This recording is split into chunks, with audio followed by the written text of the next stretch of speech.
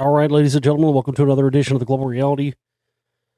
I'm your host, Josh Reeves. This is the Thursday, April the 27th, 2017 edition of the broadcast, and we thank you very much for being here with me again for the broadcast. We got some various news items and whatnot to discuss here with you on the show today as usual, so thanks again to everybody out there for tuning in and being with me here as always. Appreciate everybody's continued listenership and support out there. And thank you to everybody who hasn't been a lot of people yet, but we have had some, and I appreciate everybody who's gotten downloads of the Spellcasters 1.5, which is out now. Which, if you don't know about it, put it out a little over a week ago, about a week and a half now, and there's been so much has transpired and new stuff that I found out, specifically the stuff with as I've discussed here about the free zone, because that was there was a lot of that. I really struggled with that during the making of Volume 1 of the Spellcasters, I just couldn't figure out, because you see it a lot, not even more with, than the people we've even discussed so far, people like Will Smith and others, just tons of people where there's clearly, you can just see they support Scientology organizations, donate tons of money. Will Smith and Jada Pinkett Smith, I guess they've donated, millions and millions of dollars to Scientology, but yet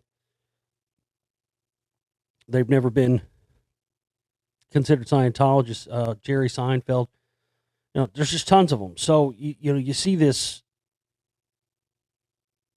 go on, and it was just real confusing for so long, but, finding out about the free zone and finding out that people can, still have this stuff without being quote unquote members of the church, it was a huge thing. So, there was lots of stuff like that and other stuff, that piece of information and whatnot, stuff with Leah Remini and then this other thing I found from this old television show that's mind-boggling. It's at the end of the film, just to show you how far it goes back. But again, make sure you watch Volume 1 first before you watch Volume 1.5, so you'll understand what's going on. But it was a necessary thing to do, since Volume 2, which I'm shooting to have release in July, is it's still going to connect to the other information. It's still going to connect in there with the stuff we've already established in these other films, but it's going to be a much more wider scope, and it's going to cover a lot more ground. But I'm still going to take it back and connect it back to the things that we've already established. And that's what's been blowing my mind, is how long this stuff. We're talking about celebrity musician death, stuff that happened 20, 30, 40 years ago. And yet I can connect it right back to these same people I've already been exposing. So it's going to be, you've heard me talk a lot about, different, because I've talked about it a lot throughout the years of doing this radio show. Now, this is our 10th year broadcasting. And, so a lot of those musical conspiracy type things and different stuff you heard me talk about, various bits and pieces, from the Fall McCartney thing and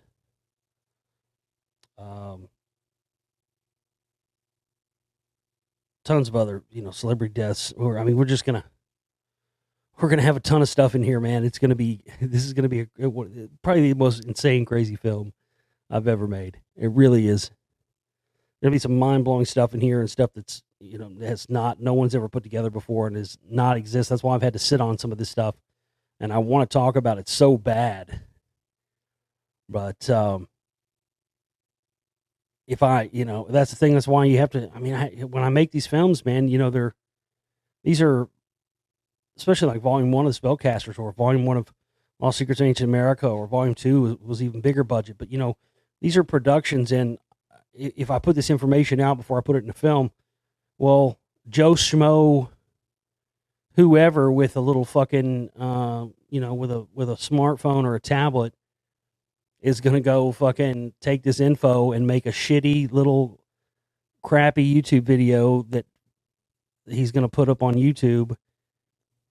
And then all this information that I've spent years researching it. No, literally, I've went and searched to see if anybody else has been onto the stuff that I'm onto, that I've got in this film. Nobody is. And as soon as if I put that out and talk about it before the film, then, in the end, the same results are going to happen. I mean, in the end, it doesn't matter anyway, really, because once the film's out anyway, people are going to do just like they've always done with all my films. And you know, I wouldn't say this if it wasn't true. I absolutely wouldn't, but it is true. People are just going to steal my information and never give me back credit for finding the stuff anyway.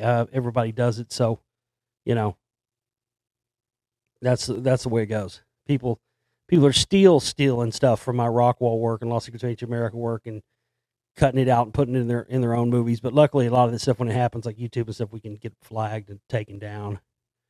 But yeah, it's fascinating. There's been articles, people have written articles and stuff about the Rockwall stuff and never even mentioned my name in it once, and yet, you know, there was one that was written where the guy was quoting from my script from Lost Secrets that I wrote. That's my work, you know, my words, and just quoting it word for word. And you know, I don't really care, but at least put, hey, here's the only guy that's ever made a film about the Rockwall ever. Here's a link where you can buy it. You know, drop the link in there to the download shop or something. But they can't even do that. You know, and that would be all I would ask, really, of anybody. I'm knocking shit off the desk here. Sorry about that. Knocking stuff off over here. I'm get too excited already. Anyway, but we've got, how much do we have left on our goal?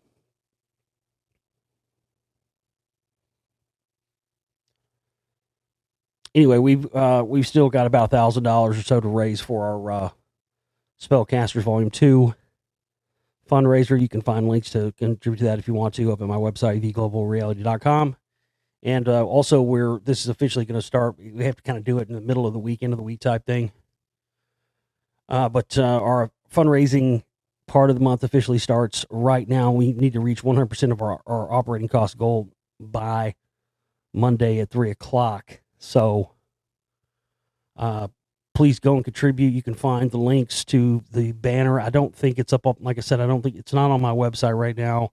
I've never been able to get it updated this month. I'll try to figure out something for next month. But if you're listening to this on YouTube or you're listening to this in the archives, our membership archives, which you can get a membership to, by the way.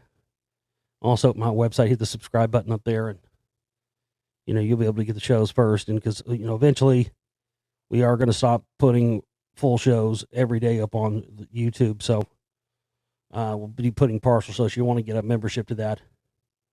But we will still be making other videos and whatnot here for YouTube. But we, because we haven't had the banner up on the website this month, we haven't gotten anything in really substantial yet for our operating costs. And, you know, it is kind of getting close. It's already Thursday going into Friday. We got to have all this by Monday. So if you're listening to this in the archives, I'll put links in the archives where you can find the April operating cost budget banner there. You can also find it in the comments. I'll put a link in the comments and also in the read more section, info section of the video here on YouTube. And you can also find it at our Facebook page, the Global Reality Radio Network Facebook page, and the Josh Reeves Radio Talk Show Host Filmmaker Explorer page there on Facebook.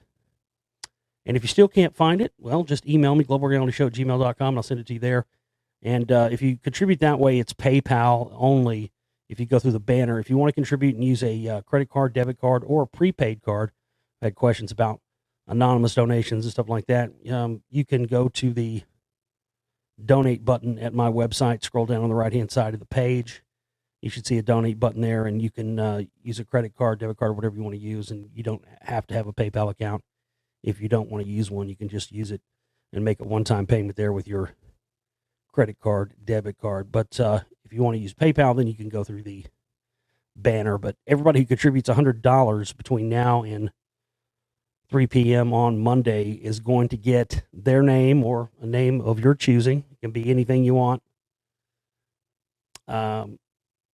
In the special thanks credits of the Spellcasters Volume 2, and you will also get any three downloads from the download shop that you choose as well. So if you've been waiting to get Spellcasters Volume 1 and 1.5, well, you can help us out and make a $100 contribution. You'll get your name and the special thanks.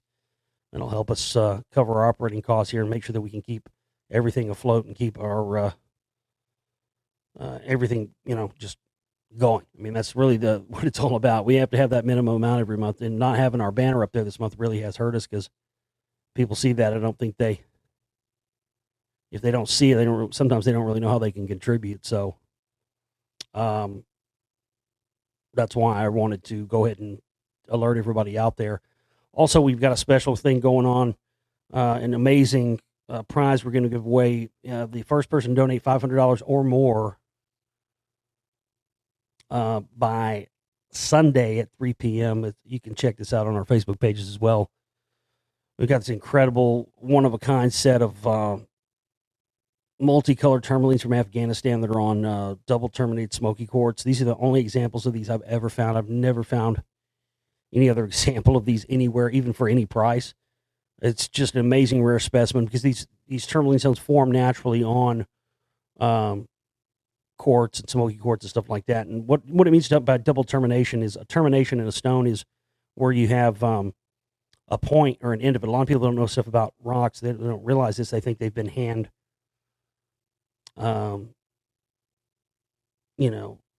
it looks like they've been sharpened or smoothed out, but they're not. They form naturally like that. These perfect ends, and so when you have a single termination, it's awesome. You have a crystal and has the perfectly formed points on the end that form naturally like that in the ground. But when you have a double termination, which is even rarer, you have a crystal that has the points perfectly terminated on both ends of the crystal. So that's what you refer to it as. That's why you refer to it as a double termination. And so we have this set. I got this set from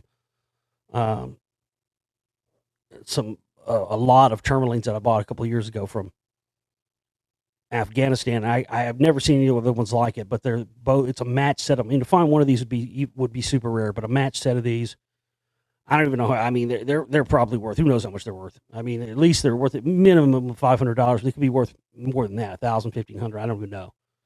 Like I said, I've searched high and low to find other examples of these.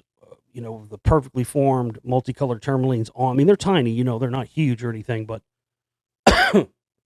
but they're perfectly formed, and both of them are on perfectly formed double terminated smoky quartz. So the first person, you can, same thing as we did last month with our contributor who ended up getting the Libyan desert glass. We've got the same thing this month. If you want to break the contribution up and have part of it go to the operating costs or part of it go to the films or whatever, that's perfectly acceptable, however you want to do it. But the first person to donate $500 or more, the largest amount over 500 by Sunday at 3 will be declared the winner of this monumental, amazing piece. It's super, super rare. 2 pieces. It's a match set pair of these. So, and then everybody else who also contributes $100 will also be entered into a drawing for another prize, a separate prize that we'll have that will draw names out of. We do that every month as well and send out a prize to the winner after we draw the name out of the hat. So, there you go. theglobalreality.com.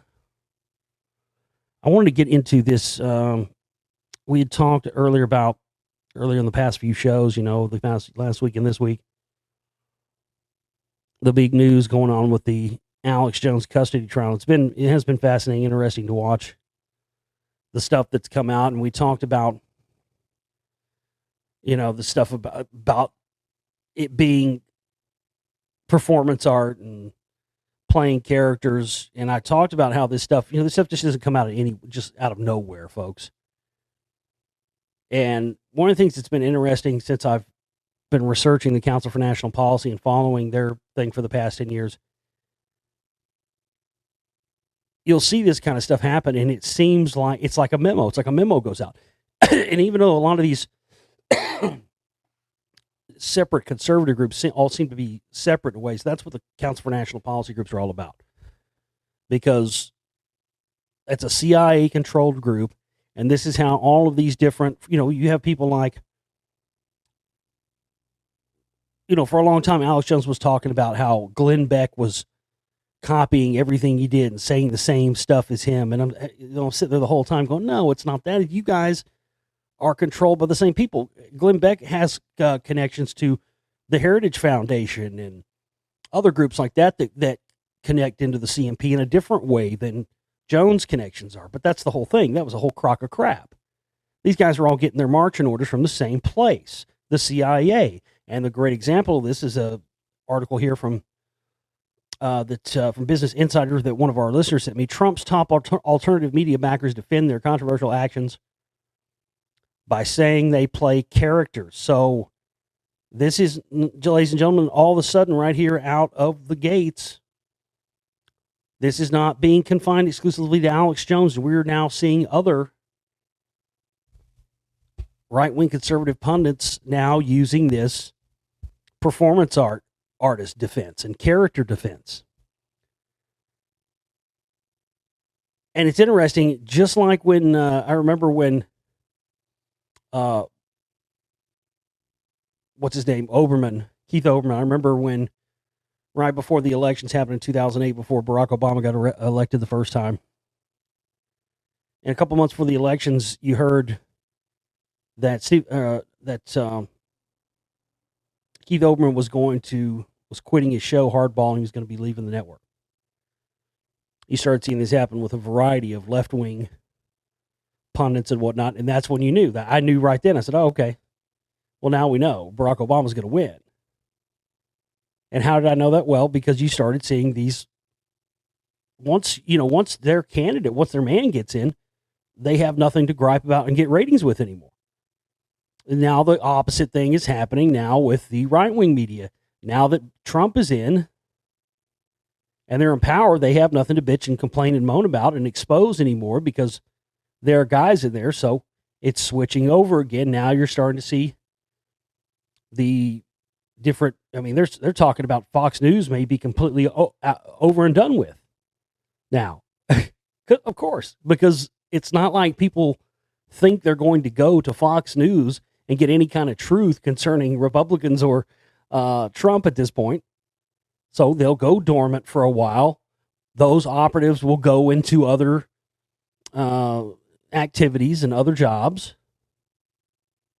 They'll gangbang us with the right-wingers for another 4 or 8 years, and then at about the 6-year mark, you'll start seeing the shift again. You'll start seeing the Rachel Maddows and the whoever else, falling back to the wayside again, and then you'll start seeing the right-wing media and people like that coming back and rising again, and then, of course, you'll already know that it's going to be a Democratic president the next time all over again. So this is the same thing they're doing, but this is a fascinating look at this because, again, it shows you that how much of this stuff is controlled political theater, and as much as Jones wants to yell and scream and tell you he's authentic and real, it's just not the facts. In the Netflix documentary Get Me, Roger Stone, set to be released on May 12th, the infamous Republican political operative and self-described agent provocateur. Now, anybody that calls himself an agent provocateur obviously is working for, the powers that be. At one point, slightly chides his documentarians for saying Stone was to be taken seriously at all times. Quote, Roger Stone says, "Sometimes you confuse me with the Stephen Colbert type character that I sometimes play."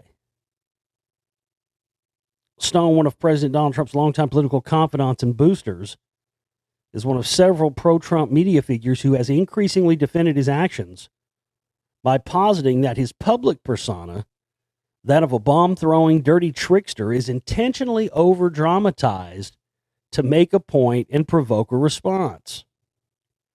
Many in the pro-Trump far-right media sphere happily traffic in a politics that is equal parts theatrical, comedic, and narcissistic. Former Breitbart news writer Milo Yiannopoulos posted a music video of himself drinking champagne while shirtless men built a border wall through the desert. Is he a queer?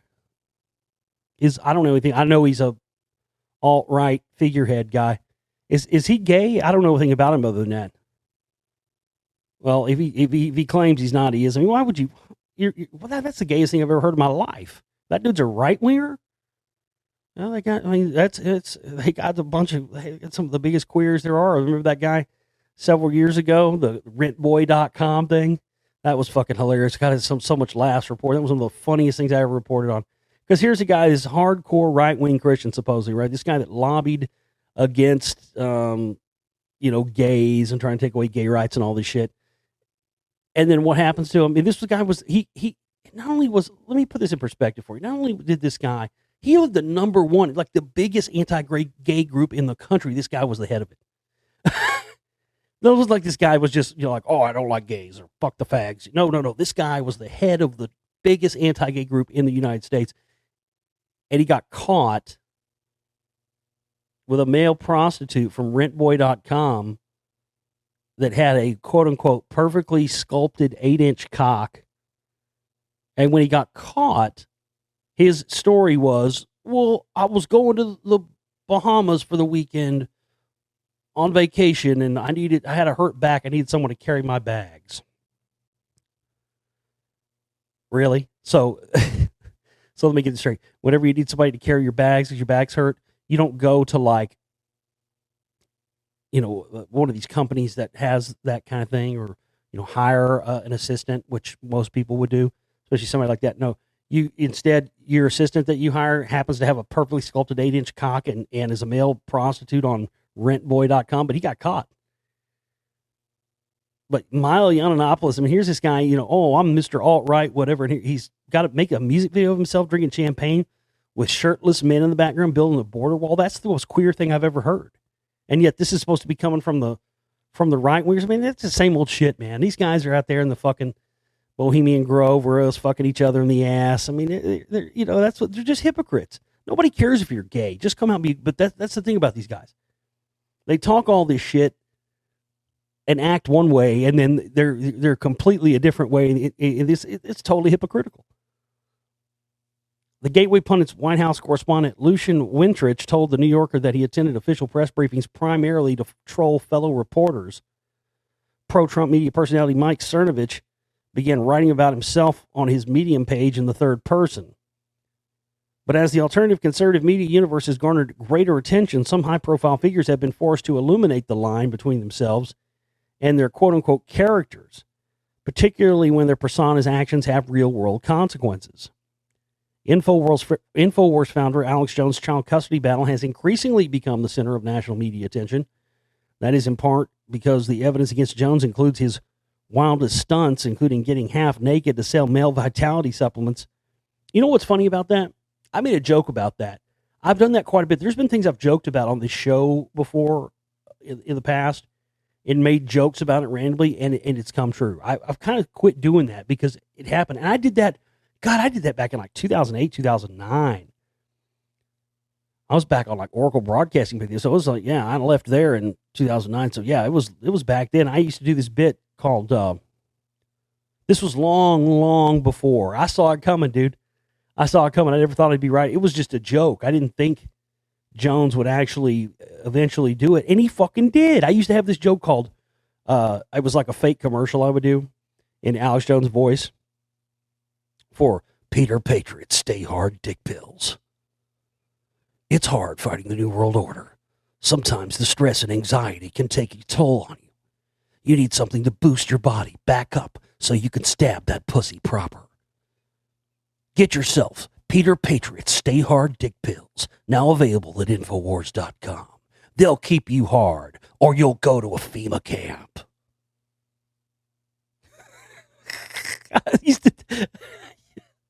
Oh my God. Peter Patriot Stay Hard Dick Pills. That's what I used to call it. As you watch one of these days, man, Jones is going to be selling Peter Patriot Stay Hard Dick Pills, and I'll be fucking goddamned if he didn't start selling Peter Patriot Stay Hard fucking Dick Pills. They'll keep your shit hard, or you're going to a FEMA camp. Oh, and then he started doing it. Oh my God. You can't make this shit up, man. It's something, there's also a part of me that says, because I know he monitors my broadcast, and he has for a very long, very long time, and has people who monitor it and report back to him. But it just makes me wonder, if he heard me say that, wow, that's not a bad idea, folks. Maybe I should sell dick pills. Oh my God. It's in part because evidence against Jones, including his wildest stunts, including getting half naked to sell male vitality supplements, and his disappointment he hasn't received a Pulitzer Prize. for his beliefs that the September 11, 2001 terror attacks were orchestrated by the U.S. government. Last week, Jones's lawyer, Randall Wilhite, compared the bombastic right-wing radio host to actor Jack Nicholson playing the Joker in Batman. You know, that's another interesting thing. There's lots of stuff I've heard Jones say through the years, especially back when I was an actual active listener of him. Stuff that always like stuck in my head. You know, I have that kind of memory. Like I hear somebody say something and I can just remember it forever. And there's tons of stuff like that. And I don't always remember them all, but sometimes they come back to me during the day and I'm out thinking about stuff. And they'll come to my head and I'll remember. I don't know what triggers it. It'll just be something I'll remember I heard Jones say on his show once. And that yeah. There's tons of stuff like that. But I heard him say one time that he had a SAG-AFTRA card. You know, that Screen Actors Guild card. Essentially, like if you're an actor or you become an actor in Hollywood and you start appearing in TV shows and movies and stuff, you pay like it's a lot. I mean, it's in the thousands of dollars. But essentially, you pay and you get a SAG-AFTRA card, and it basically puts you in the directory of working actors and people that are hireable. I mean, that's why it costs big money to get in there because. And this was back around the time he did. It's probably close to 10 years ago. It was around the time he did Scanner Darkly, which was the second movie he appeared in by Richard Linklater. The first being Waking Life. But I mean, he just was in there for a split second. Usually people who were just, I mean, he was in both of those movies very, very shortly. And he wasn't doing anything but being, quote unquote, himself. Which, of course, we're being told now was just an act. But that just seemed odd to me because usually only a person who is an active actor and is actively seeking employment in television and movies gets one of the, a SAG card, Screen Actors Guild. And he admitted one time on the air that he has a Screen Actors. He's, I've got a Screen Actors Guild card in my wallet. And that, again, that was even before, I had suspected anything or even, had found out any of the stuff about the CMP or any of that stuff yet. But even then it stuck, it seemed odd to me. I was like, why would he have? So maybe, again, maybe he is an real actor. But there was another thing I thought about this the other day. I hadn't mentioned this, and I heard him one time. He was really, really hinting that he said he was coming back from a commercial break, and he did everything but say his name. But he gave enough hints for you to figure out pretty easily who he was talking about. But he kept going on about, folks, I know for a fact. I can't tell you how I know this, folks. Yeah, kind of like he can't tell you, folks, we've got the top secret documents, but we can't show them to you, folks. He literally, I know you've heard him say that before. He literally said that. I've heard him say that before. We've got the secret documents, but we can't let you see them. Well, I mean, you could say that about anything. Folks, I know for a fact that $1 million bills are going to fly down from the sky tomorrow, but I can't show you the proof how I know that. You just got to trust me on it. But I heard him say, beyond any shadow of a doubt, he said one time that he's like, folks, I know for a fact. Can't tell you how I know this. The biggest movie star in Hollywood. He said it just like that. The biggest. I mean, the biggest of the big, folks. Think about that. I feel the need for speed. I mean, I'm telling you, one of the biggest knows 9/11 is an inside job, folks. I mean, he's totally hinting at that. And, that was long before I knew anything about the Scientology connection. And there was another weird thing he said one time. All these things have kind of come out lately. I remember him saying these things, and they didn't make any sense at the time. Another one he said, I heard him one time when he was talking about, and again, this is before I was on air, before I was exposing him and the Council for National Policy or that stuff. It was probably like 2005, 2006. I heard him say, he was talking about people. Oh, people accuse me of being this, and you work for this group, and you work for ABC, and ABC owns you, and this, that, and the other. And I get accused all the time, folks, and you don't ever talk about the Jews, and this, that, and the other. And other people say I'm a Scientologist, but he's like, I'm not a Scientologist, folks. There's a guy named Alex Jones that's a Scientologist. I heard him say that. I only ever heard him say that once, and it was the only ever time I ever heard, because I remember hearing it at the time, and just like a lot of people are, I'm sure, hear about my information and go, Scientology, Alex Jones. The truth, man, it sounds like crap, and I just, that saddens me that people think that, but I understand why they do, because it sounds ridiculous and crazy till you actually look at the evidence. That's why I implore any of you out there that haven't seen Spellcasters 1 and 1.5 yet to get yourself a download of this, because if you've been skeptical of the information, I'm telling you, that's how I was when I first found out about the Council for National Policy. Is I just thought, well, I mean, there can't be anything to this. If there's anything to this, I would have already heard about this, because I've been researching this stuff for so long. Wrong.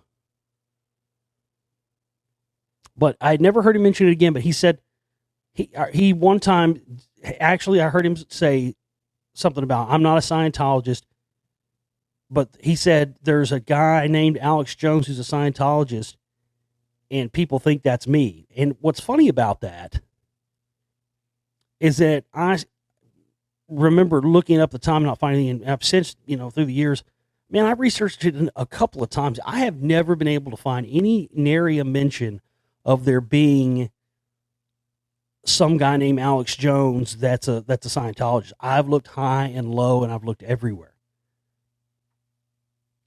Again, in one of those pieces of information at the time when I originally heard it, didn't know what to do with it. Just like I didn't know what to do that time. Because I think I even put it in one of the Secret Right films, either one or two.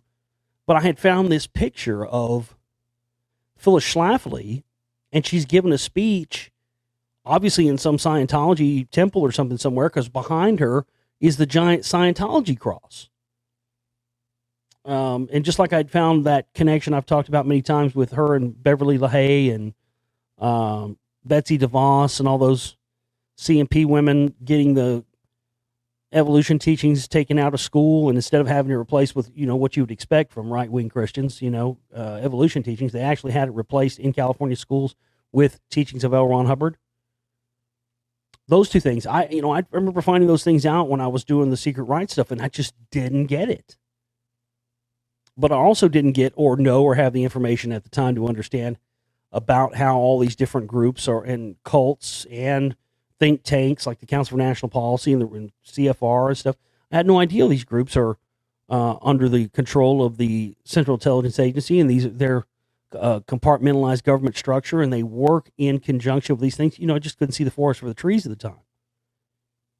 But it's funny, man, when you now knowing what I know and what I found out with all this research, to think back and look back, listen back to those little things, like that. Phyllis Schlafly speaking in front of a Scientology cross, and then Jones putting a clip of Phyllis Schlafly speaking in front of a Council for National Policy podium taken from a Council for National Policy being shot inside there. I remember calling that out, and I remember him going on there and denying it. He put that in his in-game 1.5 because it was footage shot from inside of a Council for National Policy meeting, and that flat didn't exist beforehand. It certainly didn't exist when I was getting ready to make Spellcasters 1. Secret Right 1 in 2009. Then all of a sudden, Jones comes out with his Spellcasters 1.5. He's got a clip of Phyllis Schlafly in there. And of course, he denied it up and down the wall. But, see, now I look back on all that stuff, not knowing how it connected. Now, God, it all makes sense. And I always wondered why, when I was making and focusing on the Council for National Policy stuff, why people would get nervous about it. But at the same time, there really wasn't that big of a deal as far as how they reacted anyway. See, now I know why they were freaking out, and now I know why they kind of probably sighed a sigh of relief around that time, because I hadn't figured out what I've now figured out. And this is, of course, why. And look, I don't talk about this stuff, man, because I just don't want to be like Jones and get up here and because all his stuff is always, we're under attack and red alert and where they're shutting down our YouTube channel. Look, man, they mess with my YouTube views constantly all the time. It's just a fact of life, But over the past year, since I've been exposing this stuff in the Spellcasters films, I've experienced, more of the harassment and more of the, just shit, weird stuff and electronic harassment and surveillance stuff and weird, all that crap. Like I said, never really experienced any of that stuff very much throughout my 10 years on air of doing this. But in the past year, since I've zeroed in on this stuff, all that stuff has increased more than it ever has, to a larger rate. And like I said, I'm not going to get up here every show and use that, even though I could, I very easily could. But I'm not going to get up here every show and use that as sort of the justification for my information, because I don't have to, honestly. The information speaks for itself. That's why I don't overblow stuff like Alex Jones does, and I don't get up here and sensationalize stuff, and I don't sensationalize the content in my movies, because the thing about it is, if you're one of those people who thinks you know it all, and you think I can't possibly have anything in one of my documentary films you don't already know about, your arrogance that's your bad. That's not my bad. Because the people that do accept the fact that nobody, me, you, or anybody else has all the answers or anything else, and doesn't know everything, unless you're willing to, have the humility to accept that, you're going to miss out on a lot of information because of your arrogance. And that's not speaking from assumption. That's speaking from experience, because I have in the past, as I said, had that arrogance. I did that when I went on air. Man, I'd been researching this stuff since I was a little kid, right? And back around 2007, after I made my first film and stuff, by that time I had a mastery of this stuff. I mean, I could sit there and, spout facts and figures about this stuff all day long, had a mastery of it. I'd never thought really about doing a radio show or anything before. My brother was like, "Oh, you ought to do a radio show." I'm like, "Yeah, you're right. It's a good idea. I should do that." And, but I had that same arrogance, and I had that same arrogance of sometimes when I would hear a piece of information that sounded crazy to me based on what I thought I knew up to that point. I now realize that, it really wasn't that it was just that thing of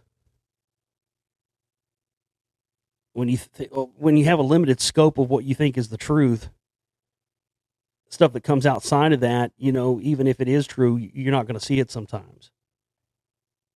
And yeah, that is one of the more difficult things that I've had to deal with in doing this, But like I said, it's really kind of been a ramp up from the Rockwall stuff all the way through this. But now more than ever, really, I've seen more harassment and again, you take the most flack when you're over the target. And the fact of the matter is, they know we're onto them now, folks. I think they sort of breathed a sigh of relief after I did the Secret Right films and then moved on and started doing the Lost Secret stuff. That was all part of my plan. I was like, I'm going to do this for a couple of years, and I'm going to come back and I'm going to hit them back with that stuff again. But I had no idea that I would discover all of these connections and stuff that I found now. It really is the missing link piece. All that stuff and all that work I did on the Secret Right stuff is very important to get me to where I am now. But I would have never guessed that it would have led me to finding this stuff out, because you want to talk about cutting edge, I hate even saying that, it does make you sound like Alex Jones or anything, but really, seriously, I've been on the cutting edge of cracking this entire real truth of phony control conspiracies in this second tier, this stuff where people think that, they think it's the truth. I fell for it too. That's the main thing.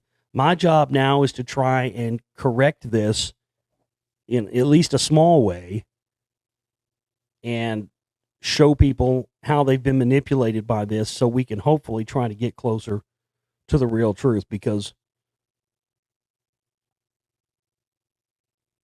we can't accept. See, we have these narratives that we accept from the mainstream, right? And then we, quote unquote, become awakened to the other level of information. And then we have new narratives that we accept as truth. And believe it or not, folks, those new narratives that you come to know and love and accept that replace the old official stories and whatnot, and official narratives that were given, when those become challenged by other information, that same cognitive dissonance that happens when people who are attached to mainstream consensus reality have their paradigm challenged by new information, that same resistance, it's a natural instinct of that fight or flight syndrome of the brain kicking in, that happens all over again. It triggers a defense response.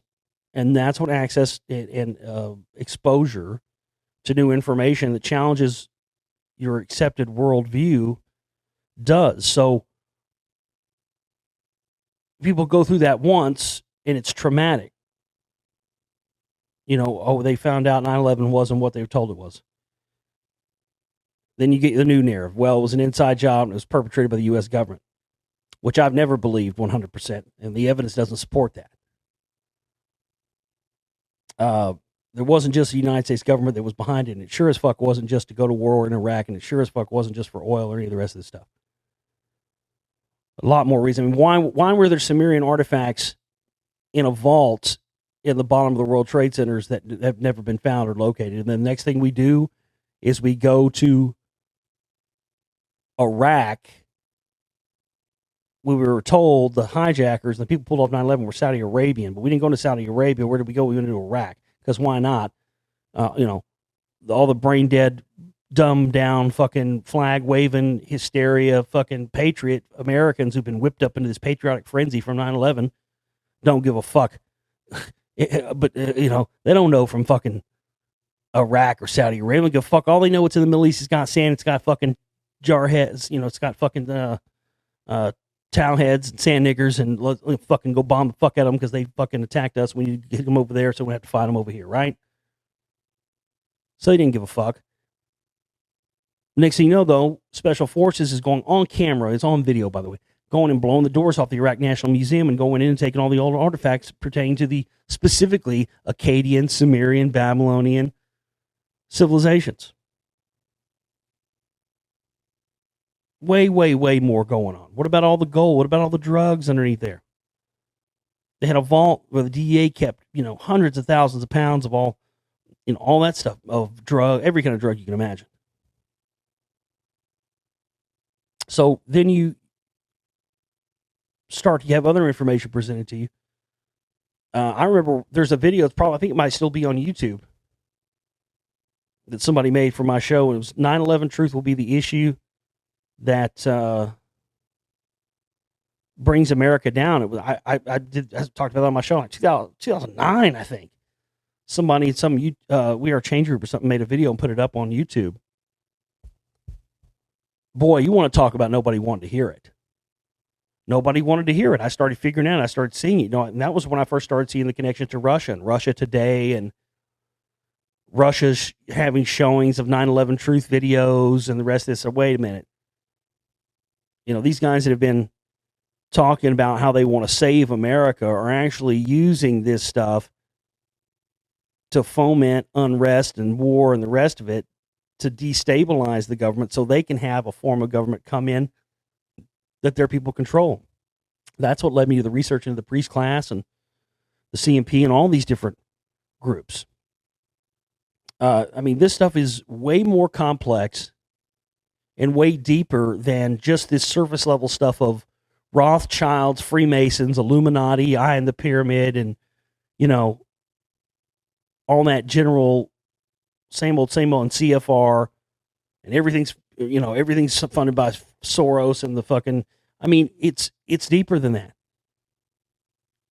But if you go any deeper than the level that the controlled truthers want you to be at, you are then in dangerous territory, because then you start getting to where if you dig any deeper, you're eventually going to get to the point where you're going to find the stuff that exposes these alleged truth tellers. And that is pretty much in a nutshell my last 10 years of my life making films and doing the show. I never wanted that. I never, I get this, people have this bad negative impression about me that I'm one of these people, because there are a lot of people out there who want to attack all the truthers and everybody else. And people understand that that's not me. I'm not a debunker or somebody that's out trying to attack these people. I'm strictly a researcher and someone who's been on the path of truth themselves. And, people saying, oh, don't dig any deeper. And, oh, the Rothschilds, you don't need to go any deeper than that. I mean, I really heard people say that. I heard David Icke say that on stage one time, and it fucking made me angry, because at that point I had already known there were levels beyond the Rothschilds and this. And here he is. He does a fucking, a 10-hour, 12-hour fucking talk, and he wraps up, all day, starts at like 10 o'clock in the morning, goes to like 8 or 9 o'clock at night, and then he wraps the whole thing up with the Rothschilds are the tip of the pyramid, mate. You needn't go any further. I mean, it was insulting. It's insulting.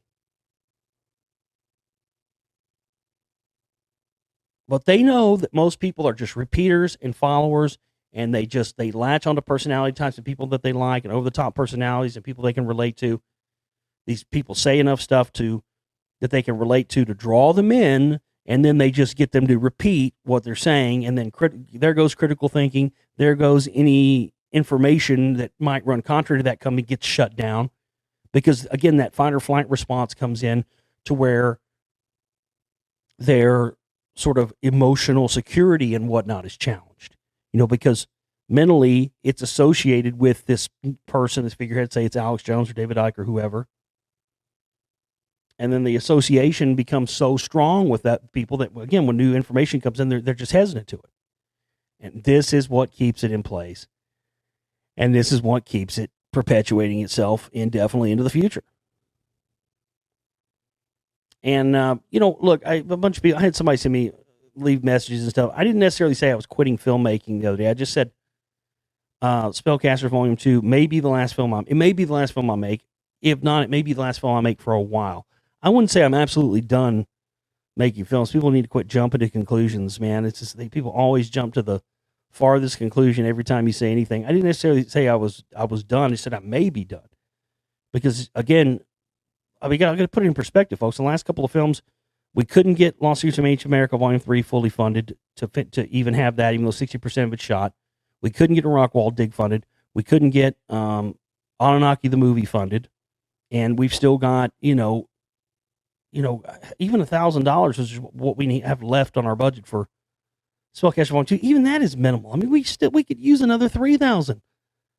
Honestly, if you want to be 100% honest about what we really could use to make that movie right and get it done right, $3,000 to $4,000 would be a better budget. But you can understand, I'm already making these movies on shoebox budgets as it is, and I'm doing them on I got this Macintosh back in 2011. One of our listeners helped us get it. Appreciated that very much. But I mean, it's 2017. We've got 4K video and stuff now. I don't even have a computer that's fast enough where I can run that and do that kind of stuff. I don't even have a 4K camera where I can do that kind of thing. I mean, we need equipment upgrades in here and stuff yet, but we can't even get that. We can't even make enough back on one of these films to even pay for the next one, even though the next one may only cost $3,000 or $4,000 or $5,000. I mean, it's pure insanity. It's absolute insanity. And it's becoming the definition of insanity for me. That's why I'm thinking about taking a break from it for a while after Spellcasters 2, because it's becoming the definition of insanity, doing the same thing or, over and over again, but expecting different results. That's the clinical definition of insanity. And that's what these films, I make a film, I do all this work, man. I mean, literally the last Spellcasters Volume 1, that film almost killed me making it. Took a year and a half, took way longer than it should have. I went through a mountain of personal shit while I was making it. I almost didn't want to make another film again, but the research and the info comes to you and you see how important it is, and you don't want to stop. But there's absolutely no way that this can sustain itself indefinitely. And I've reached the limitations of how much I can do with a 6-year-old computer at this point. Honestly, I really have. It's just it's ridiculous, and I don't gripe and bitch about it, but it's if we can't even make enough back to make the next film that and we don't, then it doesn't warrant. I can't. If I was reaching 5 or 6,000, 10,000 people, that's not a lot. I would be like, okay, I'm content with that. And I just don't know any other way short of having a big amount of money to market this thing to get my films to reach more people. But if you spend thousands of dollars making a film and only a couple of hundred people see it, that's pointless. Because then it doesn't matter how good your information is. If you're not reaching anybody with that information, then it's pointless to even do it. So that's why my decision to maybe, not do another film for a while after Spellcasters 2 and then the box set, 10-year anniversary box set we're planning on doing in September comes out. That's the reason why, If something happens and we start reaching more people and we can get this stuff into more people's hands, hey, that's great. I mean, I've got tons of more ideas and films in the works I want to make, but they require money to make, and that's all there is to it. All right, well, we're going to leave it there for you for tonight, and we'll be back here with you tomorrow again for the show. People want to know when I was going to have another Josh watches. We'll have one of those real soon. Again, I'm just real busy working on. I can't take any time really away to do anything else right now other than work on Spellcasters 2 if I'm going to stay on track to get it out by my target release date. And I'm dead set on doing that and can do that, will do that. But, I got to have your help to be able to do it. That's all there is to it. So please help us cover our operating costs and everything else. Just support our work and continue to let people know about it. I appreciate every one of you out there that's contributed and donated to our work and continue to do so. You know it, but I have to say it again. It's not possible without you. And those of you who haven't donated and have the ability to do that, you should, and help those other people out that are helping us out and have helped us out. And many hands make light work. And the more people we've got contributing to this, the more we're going to be able to do. I mean, I'd love to have just a war chest to work with, at some point, $10, $20, $30,000, something just to have to operate on for a while. I mean, it'd be fantastic. But it's just very difficult to do when you have very few people contributing, All right, well, we'll see you next time, folks. Take care.